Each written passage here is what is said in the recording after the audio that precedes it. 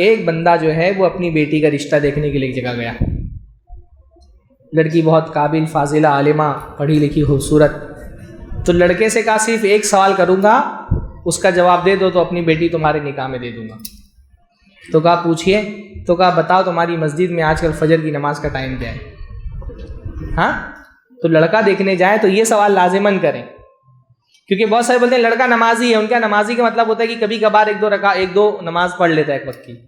تو کہا یہ بتاؤ فجر کی نماز کا ٹائم تمہاری مسجد میں کتنے بجے کا ہے؟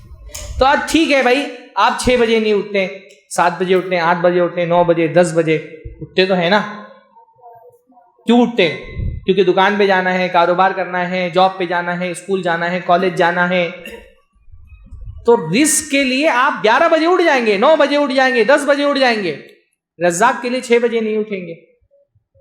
ہاں، یہ کتنی گری ہوئی سوچ ہے ہماری کہ رزاق کے لیے نہیں اٹھیں گے 6 بجے، رزق کے لیے 8 بجے اٹھ جائیں گے. تو دنیا میں پھر سے بتاتا ہوں، دنیا میں 2 طرح کے لوگ ہوتے ہیں. کچھ لوگ وہ ہوتے ہیں جو رزاق کے لیے اٹھتے ہیں، اور کچھ لوگ وہ ہوتے ہیں جو رزق کے لیے اٹھتے ہیں. تو آپ کن لوگوں میں سے بننا ہے آپ کو انشاءاللہ تعالی؟ رزاق کے لیے جو اٹھتے ہیں. رزاق کے لیے اٹھیے. رزاق کے لیے اٹھیں گے تو انشاءاللہ وہ رزق سے اپنے آپ کو محروم نہیں کرے گا انشاءاللہ تعالی. بہت پیاری نماز ہے فجر کی نماز، نیک نیک بندے آ گئے ماشاءاللہ. منافق سویا ہوا ہے. حدیث میں آتا ہے نا، سب سے بھاری نماز منافقوں میں کون سی نماز ہوتی ہے؟ فجر کی نماز اور عشاء کی نماز. تو منافق سوئے ہوئے، خبیث لوگ سوئے ہوئے، نیک نیک بندے آ گئے اللہ کے حضور میں.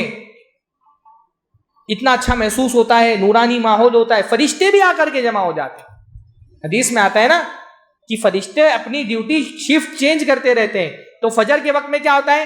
رات کے فرشتے اور دن کے فرشتے دونوں فجر کی نماز کے وقت میں جمع ہو جاتے ہیں.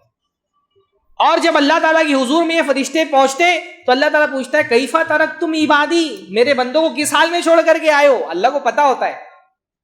پر اللہ جب کسی سے محبت کرتا ہے تو اللہ اس کا ذکر اپنے فرشتوں سے کرتا ہے. کتنی بڑی بات ہے.